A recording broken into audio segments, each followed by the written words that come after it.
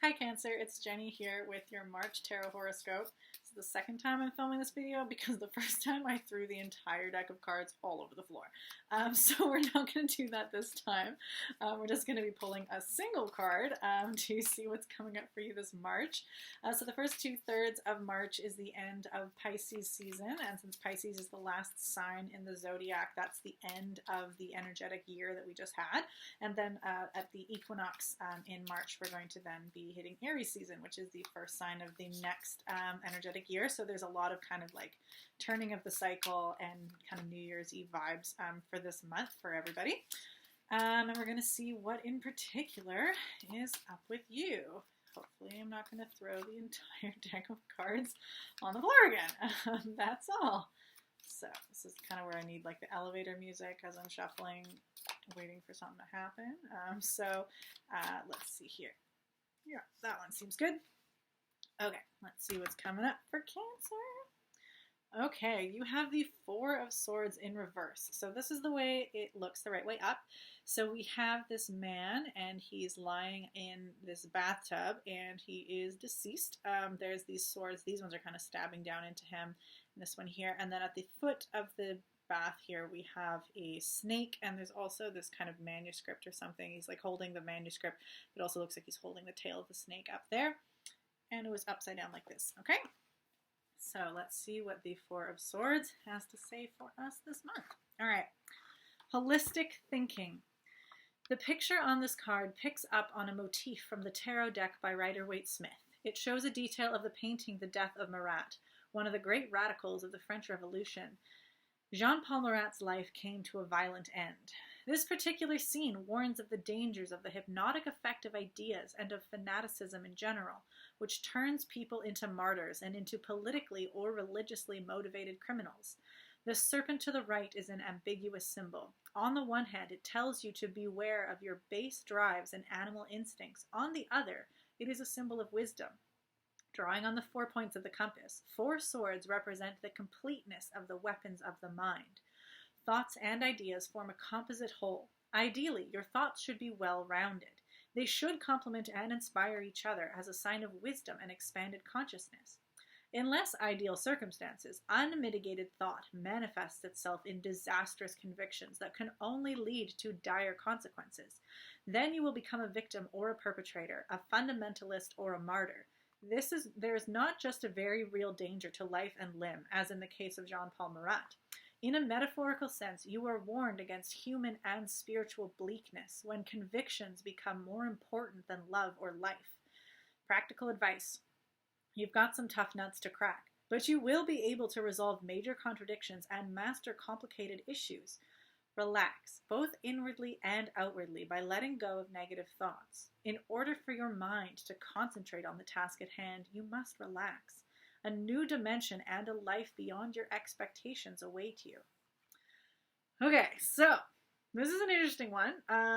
So Four of Swords in general, like swords as a suit in tarot, are often a little bit more challenging. Like they represent things that are a little bit more like challenging or struggle or opportunity to overcome. And the Four of Swords is an interesting one because 4 is also a very stable number. So in some ways, that's kind of nice. You're like, okay, there's like some potential for stability and not erratic, but also this can kind of sort of feel like that stability of thought, because swords are the realm of thoughts and the mind, thoughts and speaking, that it can kind of have this issue of being entrenched. Like you've got these thoughts, and if these are negative thoughts or patterns that are problematic, 4 is a very solid number, and it might actually be really challenging to like realize, okay, this just because a foundation is stable doesn't mean it's a good foundation, and you might not really notice it's not a good foundation to be building off of because it's so stable. So it's really, that's why this concept of the dangers of fanaticism or being so entrenched in a particular viewpoint or thought process that you become really dogmatic, or you get martyred being stuck in this thought where you can even be kind of victimized by this thought process that's so solid that you think it's inevitable, like you can't escape it, and then you just martyr yourself to the fact that you can get tricked into really thinking that because this thought is so like has so much conviction behind it that it has to be true. And thoughts are such an interesting double-edged sword that we as humans get to experience, because it's such a powerful way to hone in on perception and create certainty in our minds that is not just based in our senses or our active experience, and can transcend that. But at the same time, we can invent all kinds of things that can feel right in the mind, that can follow certain logical, rational thoughts, and still not be correct, or not be the most correct, or not be helpful or useful. Even at this very end, it says, "You are warned against human and spiritual bleakness when conviction becomes more important than love and light, or love or life." And that's one of those things where sometimes we can be so fixated on the truth, or what our idea of the truth, like factfulness of truth is, like being right, being correct, that if we think something is true, we feel we have to champion it, and if we think it's true, we have to take the sword to everything that isn't true. And we can forget that truth, especially in the context of the mind and thoughts, and that which we want to say that is true, that which we believe and think to be true, still needs to be in this context of what is affirming for love, what is affirming for right relationship, what is affirming for life. There are a lot of things that are true, and there's certain things like diplomacy that, yeah, it might be true, but that doesn't mean you need to run in and bash everybody's heads with the truth at all times. There's kindness. There's a lot more that we can think that may be true, or that might just not be incorrect, that we can build all kinds of structures on.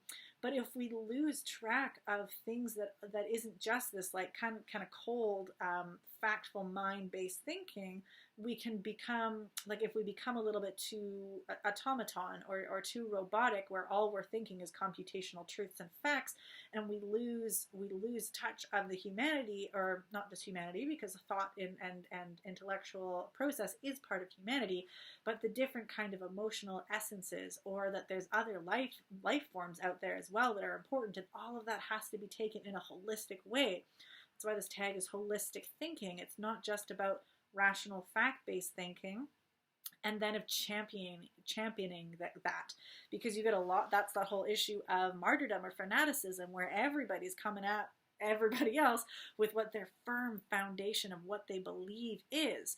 And a lot of that's going to be contradictory, because we are different beings and we're on different explorations and perceptions into what's true.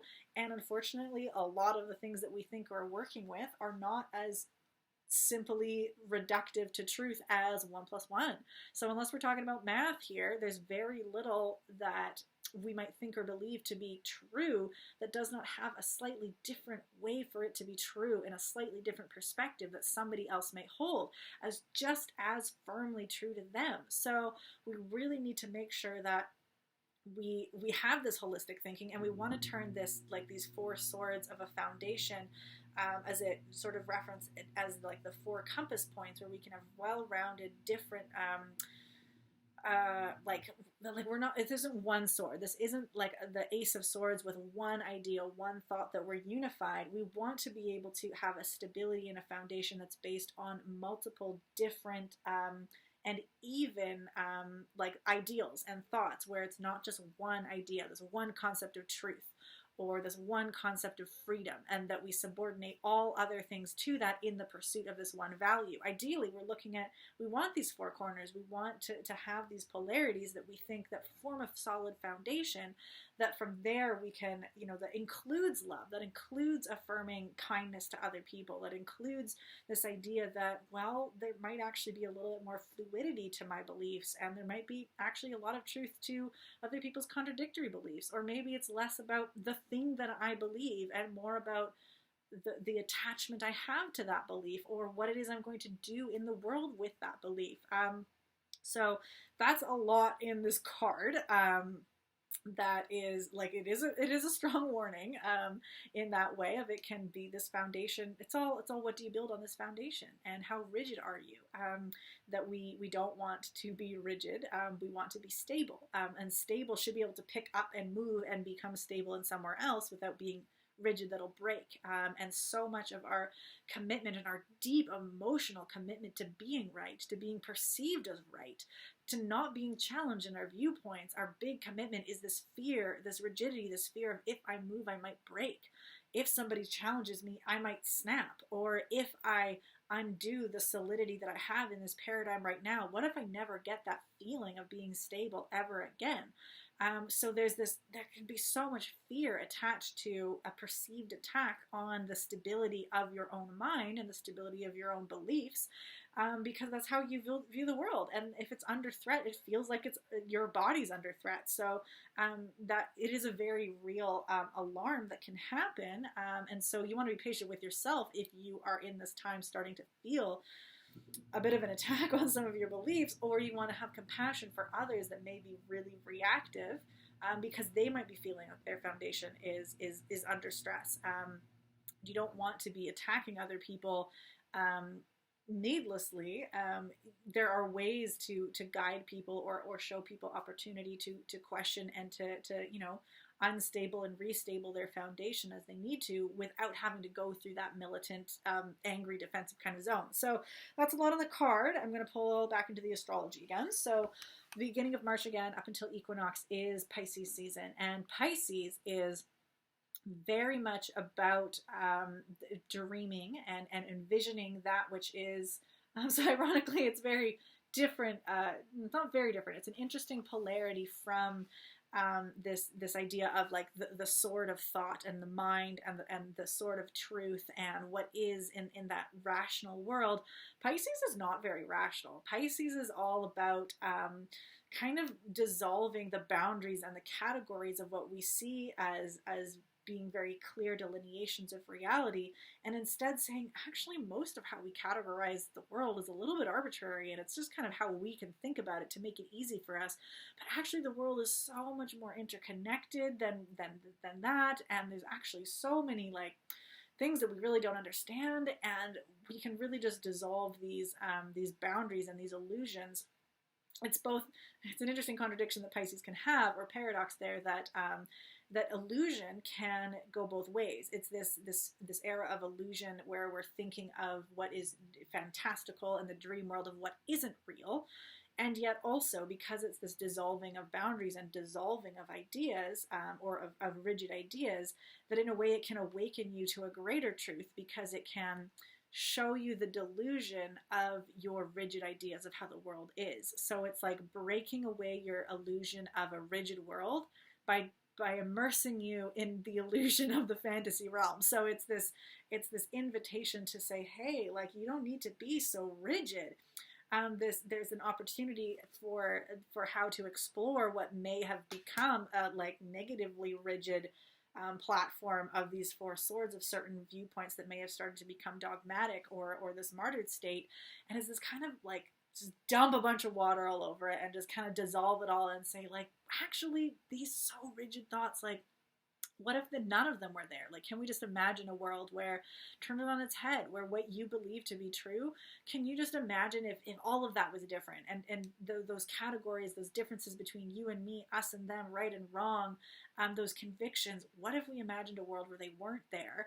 Once you play in that sea of kind of ambiguity and fantasy, then you can come back to your structure, and you might realize that actually these structures that I've built are kind of limiting. Like, now that I've played in a realm where I didn't have those strict rules, maybe this isn't actually the full sum total picture of what there is out there in the world, or what there is that I can believe, and that the structure is useful for like building things and being practical. But it's a tool. It's a tool in which I can build practical elements, but I don't want to ever think that this is the limit of what truly is, that my own mind, my own structures of my beliefs, and they're only my current beliefs. I've probably changed my mental paradigms many times. If I were stuck in the limits of what I was when I was younger, and I didn't allow that to change, well, I wouldn't be where I am now. So it's foolish to also hold so rigidly the things that I think right now. Because what I think later is going to be different too. And so understanding that process and that cycle is a really great thing for this March period anyway, where we're changing and transitioning out of the cycle of this last zodiacal season into the new one, and think, well, all of these thoughts and beliefs maybe of this last year that I've built up, and these paradigms and these convictions that I've worked so hard to craft over this whole long year, even now, can I even throw that into the wind? Can I just imagine a world where this was a great adventure to learn, but maybe the prize of this year wasn't on building a structured, rigid belief system, but in just experiencing what that was to learn this, and then also not be attached to it either. And seeing if maybe releasing the attachment to those ideas, which is not the same thing as releasing those ideas. That the attachment to an idea, or identifying with a concept, or identifying with a movement or an idea and making that who you are, is the issue that becomes fanatical, where you cannot separate yourself from an idea and you cannot separate yourself from a belief. So if something comes along and attacks that idea or challenges that thought, it feels like they're attacking you. So part of this Pisces invitation before equinox is to see if you can distance and see this illusion that these ideas don't have to be you, that these ideas can dissolve and can have different ones flow in that Piscean energy, and you yourself are still going to exist. And then we get equinox, and then we get a new flash of inspiration and thought, and we get Aries season as this new birth, this new beginning, this new possibility of a new cycle. That does not mean that everything of this last year, including whatever foundations of thought and these 4 swords you built, that doesn't mean that it's gone. Pisces season isn't like release and let die. It's dissolve and allow back into the flow of the ether of the energy in order to create space for new birth that may still get to be on this foundation of thought. It's just, like I said, it's just the attachment to those ideas that becomes fanatical.